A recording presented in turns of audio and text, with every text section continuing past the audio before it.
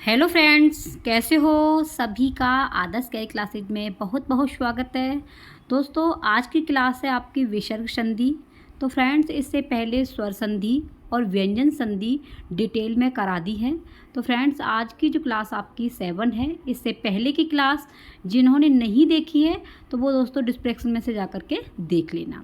तो फ्रेंड्स, ये वीडियो काफ़ी हेल्पफुल है, चाहे आप पैट की तैयारी कर रहे हो, चाहे लेखपाल की तैयारी कर रहे हो। तो दोस्तों, इसमें से क्वेश्चन आपके ज़रूर आते हैं। तो फ्रेंड्स, वीडियो को आप अंत तक देखना।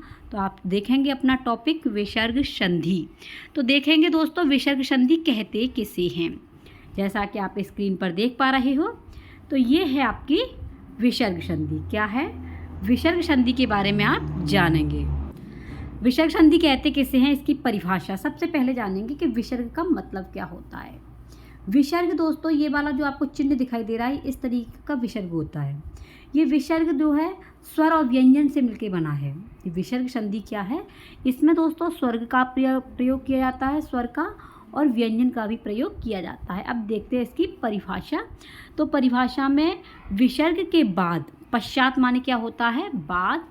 विसर्ग के बाद स्वर अथवा व्यंजन आया हो तो इन दोनों के योग से जो विकार या परिवर्तन होता है उसे विसर्ग संधि कहते हैं।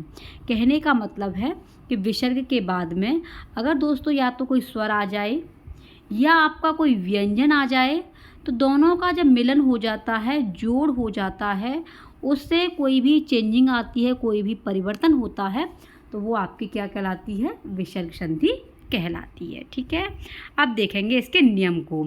तो नंबर 1 यानी फर्स्ट नियम आपका क्या कहता है? ये है आपका विसर्ग, यानी कि जब आपका इस तरीके का विसर्ग आए तो उसके स्थान पर ये ओ का परिवर्तन हो जाता है। ओ चेंज किस तरीके से होता है? तो देखिए, इसमें कुछ नियम हैं।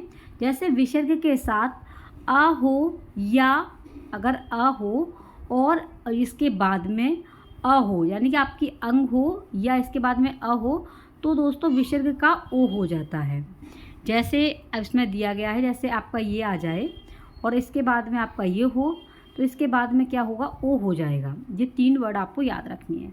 जैसे मनोनुकूल, तो मनः और अनुकूल, देखो आपका ये विसर्ग आया है और आपका अनुकूल यानी अ आया है, तो क्या बन गया? आपका ओ बन गया। ये हो गया आपका मनोनुकूल, यानी कि विसर्ग के बाद में अगर आ जाता है तो इन दोनों को मिला करके दोस्तों ओ हो जाता है। ठीक है। यशः जमा अभिलाषी, तो यश जमा अभिलाषी का होगा यशोभिलाषी। क्या हो गया इसका? यहाँ पर ये दिया गया है और ये बन करके आपका ओ हो गया। ओके फ्रेंड्स, नेक्स्ट देखेंगे एग्जाम्पल आप इसके। ये दिया गया है यश अभिलाषी, यशो अभिलाषी, यश अभिलाषी। तो आप नोट कर लेना कि आपका अ का क्या हो गया? ऊ हो, आपका ओ हो जाता है। ठीक है फ्रेंड्स, तो ये आपको याद रखना है। नेक्स्ट है सेकंड नियम है, यदि विसर्ग के पहले, यदि विसर्ग के पहले अ हो, यानी कि आपका अ हो और बाद में संघोष व्यंजन किसी वर्ग का तीसरा, चौथा, पाँचवा, ये संघोष व्यंजन करा दिए हैं, आप लोग डिटेल में देख लेना। संघोष व्यंजन होते हैं आपका किसी भी वर्ग का तीसरा, चौथा, पाँचवा। ठीक है। अथवा यरलव अंतस्थ या जमा ह में से कोई व्यंजन हो तो दोस्तों विसर्ग का ओ हो जाता है। जैसे आप एग्जाम्पल से समझिए, यशोदा, तो देखिए यश जमा दा, मनः नीत मनोनीत, रजः गुड़ रजोगुड़, तपः बल तपोबल, तपवन तपोवन, मनहरंजन मनोरंजन, सरह जमा ज सरोज, वयः जमा व्रत, तो वयोव्रत। इस तरीके के जहाँ भी आपको एग्जाम्पल दिखाई देते हैं तो फ्रेंड्स आपके विसर्ग संधि के अंदर जाते हैं। नियम नंबर 3 है आपका नियम नंबर 2, विसर्ग का र हो जाना, यानी विसर्ग को र में कैसे चेंज करते हैं।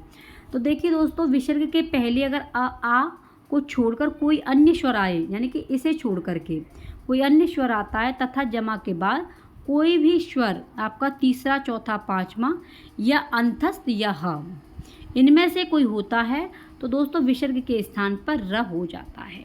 ठीक है। अब देखो आप एग्जाम्पल को समझेंगे। जैसे आप देख पा रहे हो, दुह दुहु जमा उपयोग, तो क्या हो गया? दुरुपयोग। निहजन तो निर्जन, दुर्बल दुर्बल, निराशा निराशा, बहिमुख बहिर्मुख, निहयात निर्यात। इस तरीके के उदाहरण इसके अंदर आते हैं।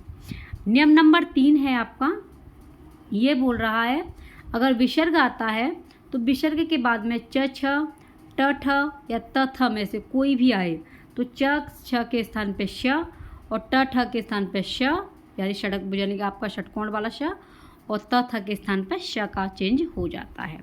परिवर्तन देखिए, जैसे निश्चय तो निहदंचय, दुश्चरित दुश्चरित, कहचित कश्चित, निःछिद्र निश्चित, निश्चल निश्चल।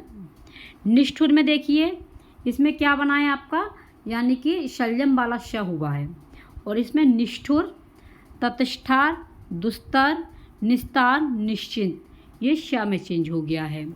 नेक्स्ट देखेंगे आप आश्चर्य, धनुष्टंकार, दुष्ट, निस्तेज और नमस्ते। मोस्ट इम्पॉर्टेंट है दोस्तों, नमस्ते आपकी आ जाती है तो नमः जमा ते नमस्ते। ठीक है, तो ये आपकी बहुत ही महत्वपूर्ण संधियां हैं जो आपके एग्जाम में कई एक बार आ चुकी हैं।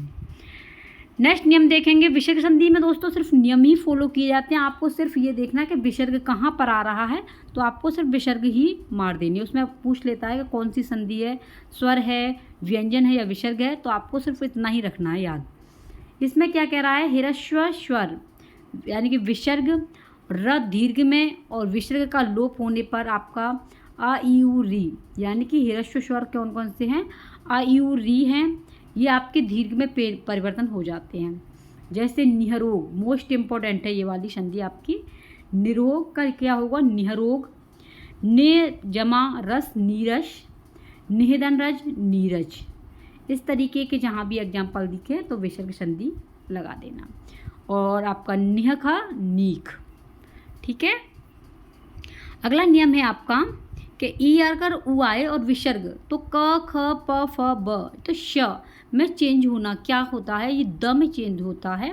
तो किस तरीके से देखिए, यहाँ पर अगर ये चीज़ें आती हैं तो ये आपका कौन सा हो जाएगा, षटकोण वाले श में चेंज होता है।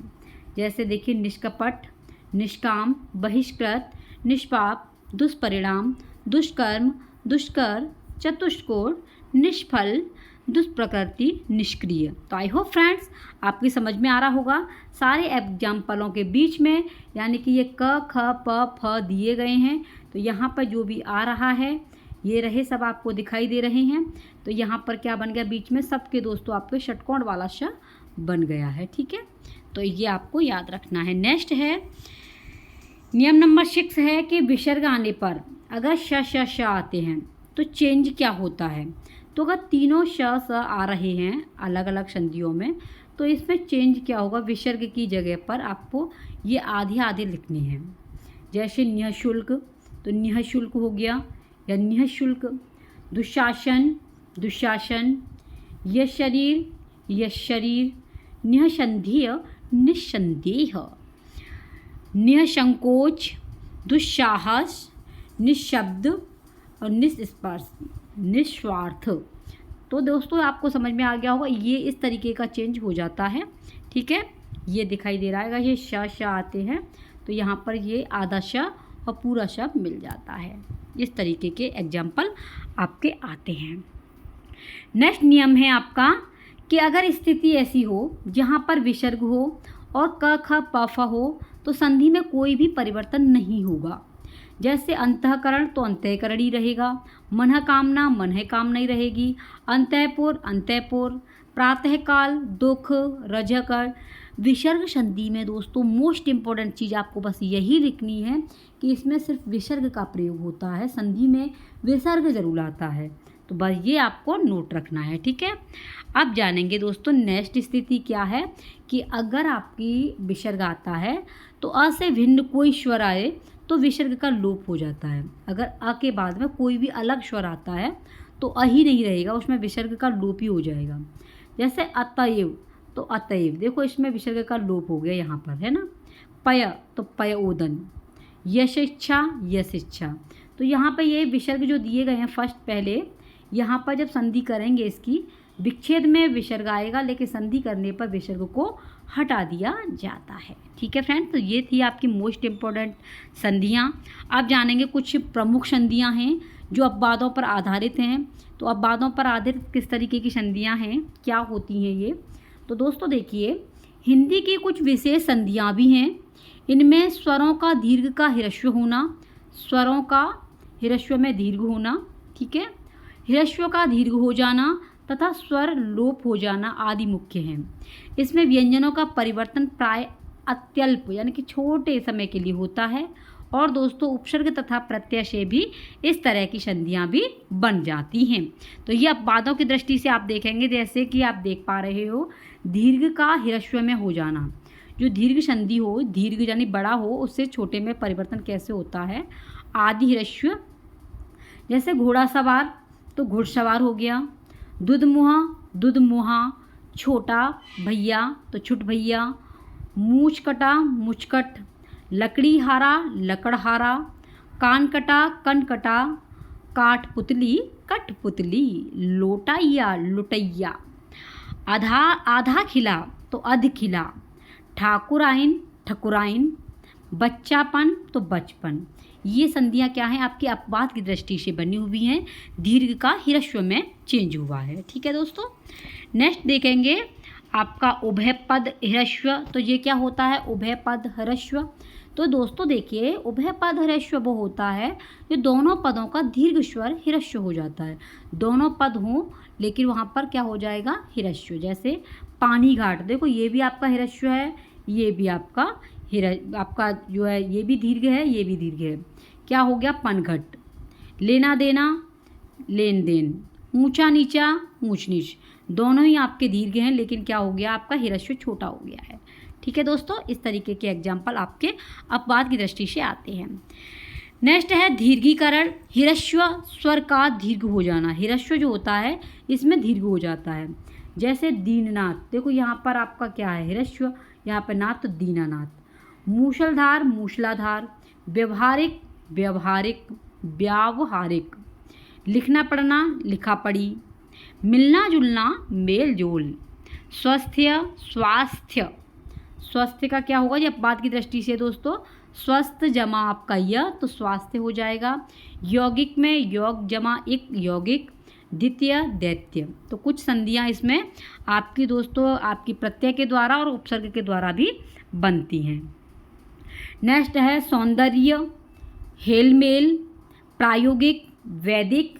तो देखिए सुंदर का सौंदर्य का हो जाएगा सुंदर जमा यह, हिलना मिलना प्रायोगिक तो प्रायोगिक हो जाएगा, वेदिक वेद प्लस एक तो वैदिक हो गया, ताल जमा मिलाना तालमेल, आना जाना आवाजाही, भूतिक भौतिक, देविक दैविक और पृथक जमा यह प्राथक। ये आपकी क्या है, अपवाद की दृष्टि से संधियां का प्रयोग किया गया है।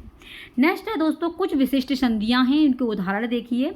जैसे नवरात्रि तो नव जमा रात्रि, सुहद जमा असौहार्द, अप जमा अंग तो अपंग हो जाएगा, मनस्व जमा ईश मनीष, राजन जमा तिलक तो राय तिलक, विश्वामित्र विश्वामित्र, पानी घाट पनघट, पाड़िन जमा विज्ञान प्राणी विज्ञान, अच्छ जमा उहिनी अच्छुहिणी।